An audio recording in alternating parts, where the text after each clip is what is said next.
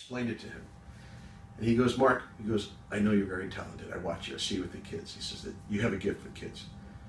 And he said, think about where we live.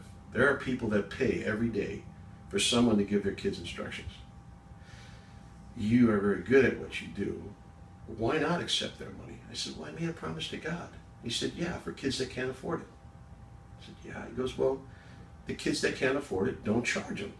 But the ones that can, they'd probably rather pay you than somebody else because you're good. I never thought of it that way. And that was the beginning of my business called Pro Kids Academy, Pro Kids. And so the business itself is not only designed to teach baseball. If anything, it's designed to teach life lessons through baseball.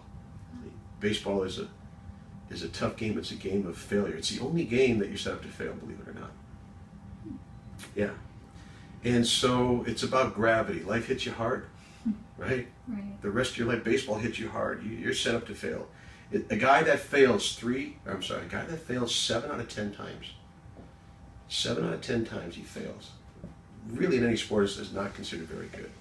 In baseball, if you failed 7 out of 10 times at the plate, that means you got 30% success rate. You're getting paid $15 million a year. That's how hard this game is. And so I've taken this lesson and going, okay, life is the same way. You know, the famous people in life, Edison, Lincoln, all the failures that they have, they continued on. They beat gravity. They got back up again. And that's what I'm trying to teach the kids, is just that. You know, and being raised in a poor family that didn't know we were poor was a great start for me. You know, earning a scholarship was another start for me. And now having, you know, a couple of cool kids that really appreciate Dad being involved in their lives made it even better for me. So that's how I got involved in this business. And I have a marker. The day that I'm married, I think they're going to bury me in shorts. The day that I get buried, I should say. Because on my knee over here, I have this callus. You see that?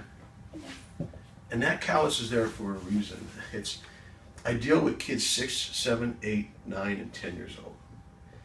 And when I talk to them, I'm a big man, I'm an intimidating man, and I can see the fear in their eyes. But when I get down on a knee and I look up to them, all the fear's gone. I have their attention. And you can tell I've been doing this for a long time because that won't go away. And that's how I approach the kids.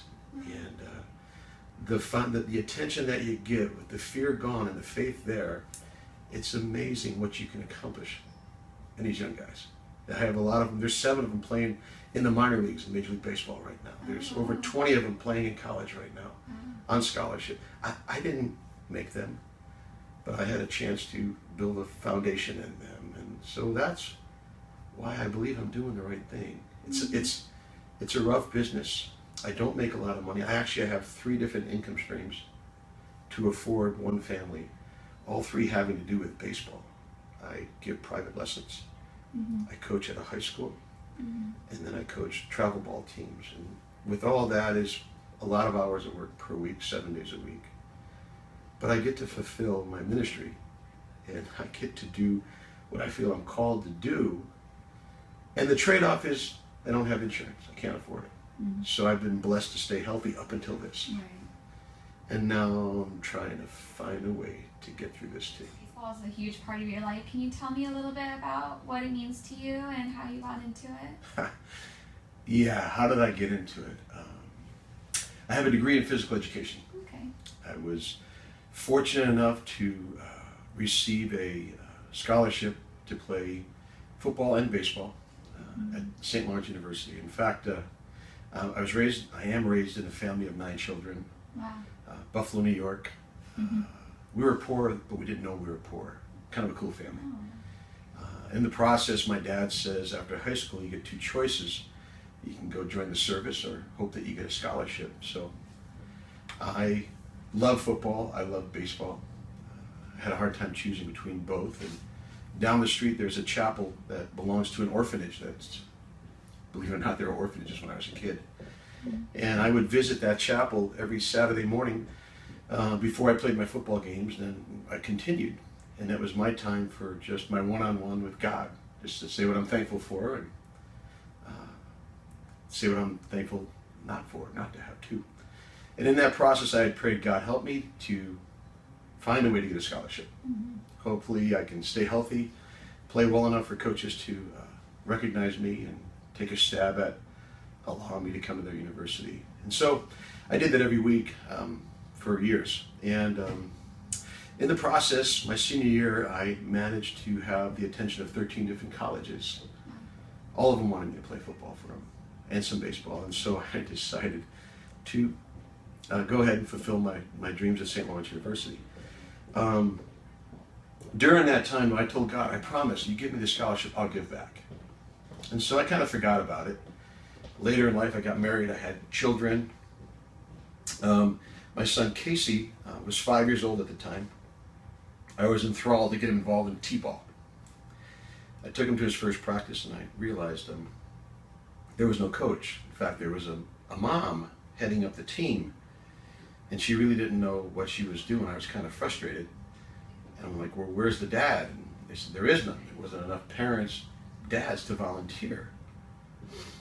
And I was frustrated, but my dad had taught me a lesson, one of many. He said, whenever you find yourself in a frustrating situation, you have one or two choices to make.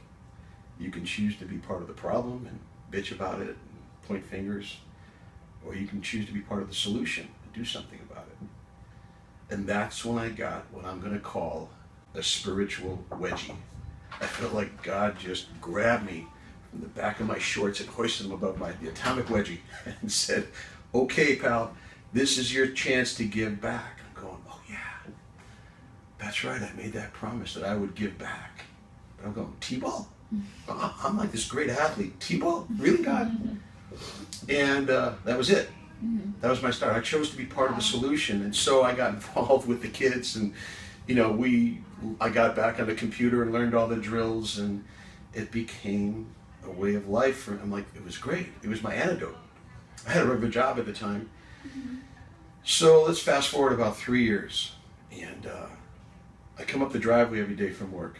And there's my sons. I have another son now, Logan. So Casey is probably 8 years old. Logan is 5. They got the hockey sticks on, and they're beating the crap out of each other. And Dad walks up the driveway like, hey, Dad's home, yeah, And every day I got this hero's welcome. Well, this one particular day, my sons stop, and they both look at me like they were talking. I walk up the driveway, and he's like, hey, no Dad, no nothing. I'm like, what's up, guys? Like, hey, Dad, why do you look so unhappy every day when you come home from work? And that penetrated my heart. I'm going,